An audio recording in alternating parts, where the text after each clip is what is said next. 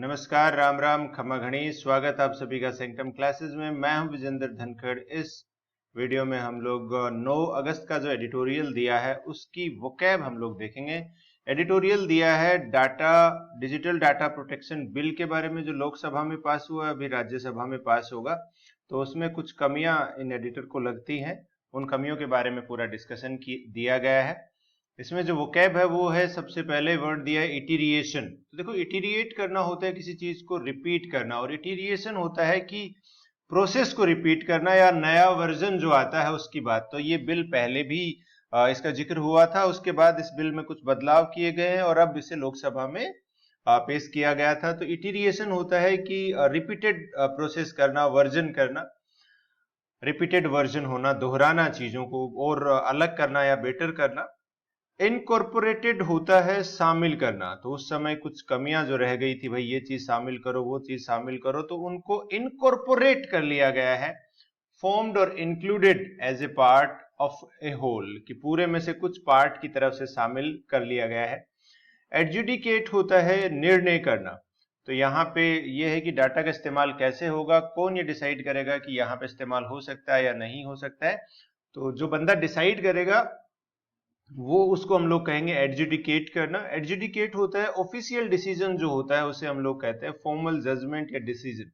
तो एक आधिकारिक फैसले को हम लोग कहते हैं एडजुडिकेट करना। इसमें जैसे JUDI, इससे भी आप याद रख सकते हैं, इससे जुडिशियरी होती है। तो जुडिशियरी जैसे न्यायपालिका होती है, उसी से जुड़ा हुआ शब्द ये है अपने पास। ब्रीच के दो मतलब होते हैं, एक उल्लंघन करना होता है, एक भेदना होता है। तो हम लोगों ने कल भी इसका एक यूज देखा था, आज भी ये सेम है कि यहाँ पे डाटा जो ब्रीच है, डाटा ब्रीच का मतलब होता है कि डाटा तक किसी और की पहुंच हो और वो उसे चोरी कर ले। तो यहाँ पे उसे भेदने का सेंस है, to make a hole in a wall और फेंस। तो इसका मतलब है कि जो प्रोटेक्शन की गई है उस प्रोटेक्शन को तोड़ देना, यहाँ पे क्या हो जाएगा, ब्रीच होगा। सुरक्षा घेरे को तोड़ देने को मतलब हम लोग क्या कहेंगे, ब्रीच कहेंगे। ओब्लिगेशन जो होता है ये अपने पास होता है, रिस्पॉन्सिबिलिटी को हम लोग बोलते हैं, ड्यूटी को, दायित्व, कर्तव्य, इसको हम लोग बोलते हैं कि ओब्लिगेशन। लीवे जो है ये छूट की बात की गई है। Freedom to act within certain limits, flexibility. तो देखो, इस बिल में कहा गया है कि जो सरकारी एजेंसियां हैं उनको कुछ छूट मिलेगी डाटा का इस्तेमाल करने के लिए, कि वो कुछ कामों के लिए उसका इस्तेमाल कर सकती हैं। सर्विलांस जो वर्ड है भाई, इसकी स्पेलिंग बहुत आती है एग्जाम में। इसका मतलब होता है निगरानी करना, मॉनिटर करना। जैसे सीसीटीवी कैमरा जो होता है वो सर्विलांस के लिए लगाए जाते हैं, निगरानी के लिए लगाए जाते हैं, सिक्योरिटी पर्पस या कोई और पर्पस के लिए भी चीजों को मॉनिटर किया जा सकता है। तो इसकी स्पेलिंग आप यहाँ पे देखना, SURVEILLANCE। तो ये काफी एग्जाम में बहुत पूछी जाती है। डबल एल आता है, आखिर में ANCE आता है, और ये वाला जो पार्ट है EI इसके अंदर रहता है। Do away with. Do away with का मतलब होता है किसी चीज को एलिमिनेट कर देना, किसी चीज से छुटकारा पाना। इसके लिए ये वाला शब्द भी यूज होता है, डिस्पेंस विद भी होता है। तो आप देखोगे ये तीन फ्रेजल वर्ब होती हैं, तीनों का मीनिंग सेम होता है। डू अवे विद किसी चीज को खत्म कर देना, डिस्पेंस विद करना, सेवाएं समाप्त कर देना, गेट रीड ऑफ का मतलब भी होता है छुटकारा पाना। ये तीनों आपको एक साथ याद रखनी चाहिए। आगे बढ़ते हैं। डाइल्यूट करना होता है कि उस चीज को कमजोर करने का भाव इसके अंदर है, पैसेज के अंदर। या फिर किसी चीज को पतला बनाना, जैसे गाढ़ी अगर चीज है उसके अंदर हमने पानी मिला दिया तो वो पतली हो गई, तो वो भी डाइल्यूट करना होता है। लेकिन यहाँ पे डाइल्यूट करने का मतलब था कि कमजोर करना किसी चीज को। इनविजेज जो होता है भाई, ये होता है कल्पना करना, आगे इमेजिन करना, कंटेम्पलेट करना, फ्यूचर पॉसिबिलिटी के लिए कि भविष्य में क्या होगा।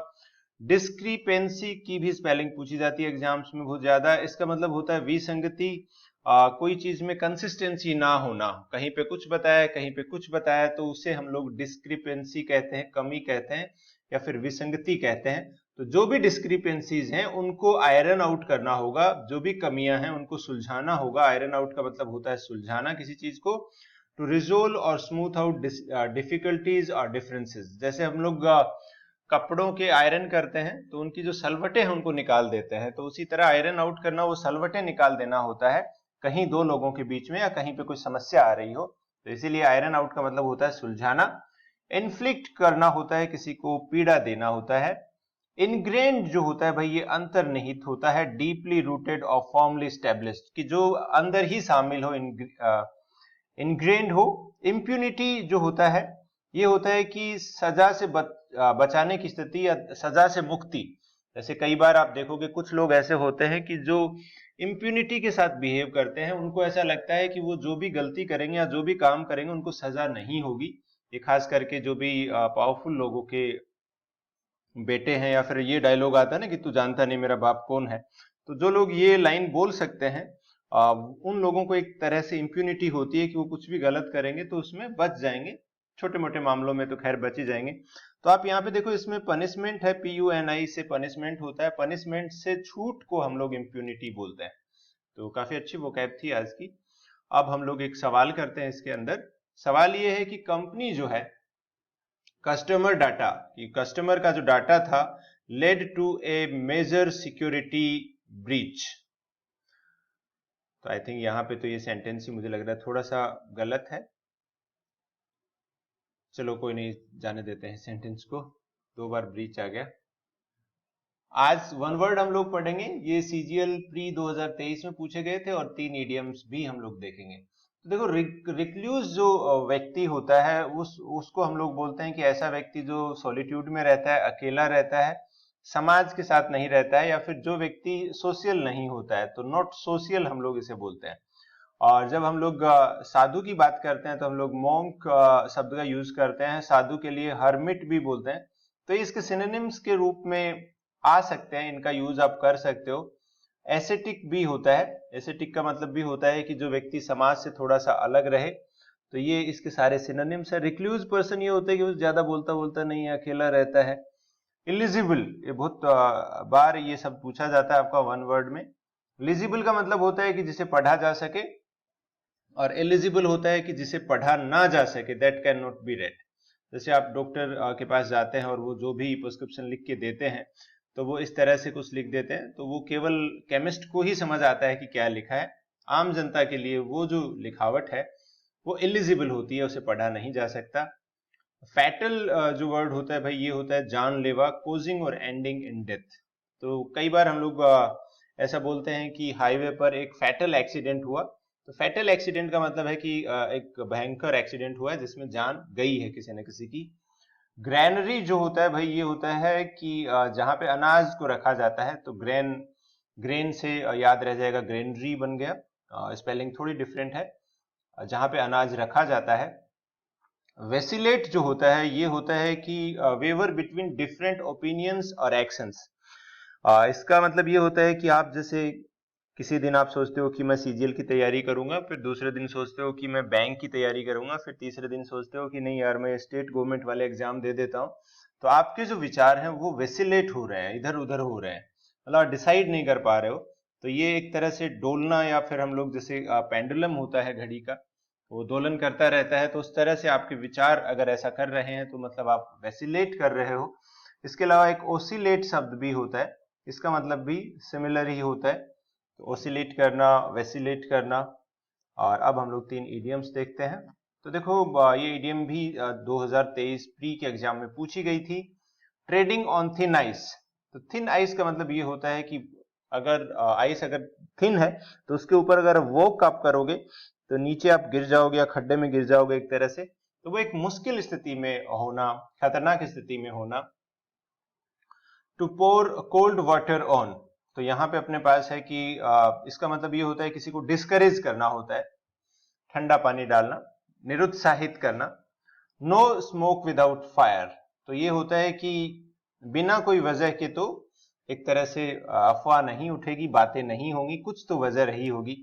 तो वो वाली बात है, there is always some reason for a rumour, कि अफवाह का भी कुछ ना कुछ रीजन होता है, कि धुआं नहीं निकलता बिना आग के। तो ये अपने पास इडियम थी। एक बार हम लोग इस सारी वोकैब को रिवाइज करेंगे। उससे पहले मैं आपको बता दूं, आपको ये वोकैब PDF फॉर्म में व्हाट्सएप पे भी मिल सकती है। इस नंबर पे जब आप मैसेज करोगे 9928954223, और इस वोकैब के अलावा उसमें आपको क्लोज टेस्ट भी मिलेगा, वोकैब की क्विज भी मिलेगी, एग्जाम्पल सेंटेंसेस भी मिलेंगे, प्लस हम लोग और भी मटेरियल ऐड करेंगे धीरे धीरे।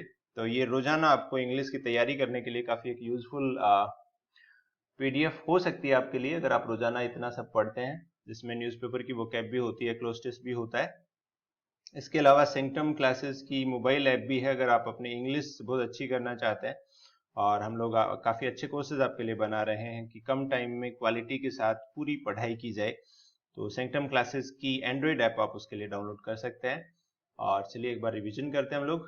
देखो, इटीरिएशन होता है दोहराव करना, किसी चीज को दोहराना, नया बनाना। जैसे कोई चीज की उसमें फिर चेंज करके फिर आपने उसको और बेटर किया, तो उस प्रक्रिया को हम लोग इटीरिएशन बोलते हैं। इनकॉर्पोरेट करना होता है ऐड करना, शामिल करना। एडजुडिकेट होता है डिसीजन देना। ब्रीच होता है कि भेदना एक तरह से। ऑब्लिगेशन हम लोग कहेंगे कर्तव्य को। लीवे होता है कि छूट दे देना, फ्रीडम दे देना, थोड़ा लीनियंट होना किसी चीज को लेके। सर्विलांस होता है निगरानी करना। Do away with, dispense with और गेट रीड ऑफ का मतलब होता है किसी चीज को बंद कर देना, समाप्त कर देना, छुटकारा पाना किसी चीज से। डाइल्यूट होगा कमजोर करना। इनविजेज होता है इमेजिनेशन या भविष्य के बारे में सोचना। डिस्क्रिपेंसी होती है लेक ऑफ कंसिस्टेंसी, कमी होना, विसंगति होना। आयरन आउट सुलझाना। इन्फ्लिक्ट होता है किसी को पीड़ा देना, किसी को तकलीफ देना। इनग्रेन्ड होता है जो डीपली रूटेड हो, अंतर्निहित हो। इम्प्यूनिटी हम लोग कहते हैं कि सजा से बचाने की स्थिति, की जिसको सजा ना हो। रिक्लूज होता है सन्यासी व्यक्ति के लिए कहते हैं, जो खास करके साधु लोग जो होते हैं, जो समाज से दूर रहते हैं या अकेले में रहते हैं। इलिजिबल होता है जिसे पढ़ा ना जा सके। फैटल अगेन जानलेवा। ग्रेनरी होता है अनाज का भंडार। वेसिलेट होता है कि एक बात पे ना टिकना, इधर उधर होते रहना एक तरह से। ट्रेडिंग ऑन थिन आइस का मतलब होता है डेंजरस सिचुएशन में होना, डेंजरस पोजीशन में होना। टू पोर कोल्ड वाटर का मतलब हो जाएगा कि किसी को डिस्करेज करना, ये काम मत करो, वो काम मत करो। नो स्मोक विदाउट फायर, तो ये होता है कि बिना वजह की कोई बातें नहीं होती हैं, बिना आग के धुआं नहीं निकलता है। तो ये थे आज की एडिटोरियल की वोकैब, इडियम्स और one words. That's all. Thanks for joining. Have a nice day. कल फिर मिलते हैं आपसे।